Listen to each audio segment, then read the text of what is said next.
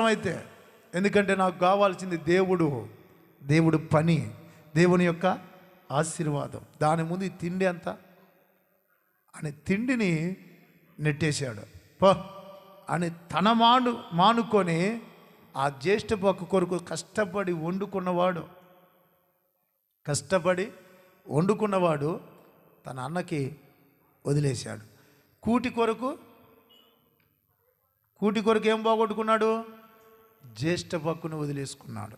అందుకే హెబ్రీయులకు రాసిన పత్రిక 12:16-17 అంటాడు, ఒక పూట కూటి కొరకు తన జ్యేష్ఠపు హక్కును అమ్మివేసిన ఏశావు వంటి భ్రష్టుడైనను వ్యభిచారి అయినను ఉండినేమో అని జాగ్రత్తగా చూసుకొనుడి.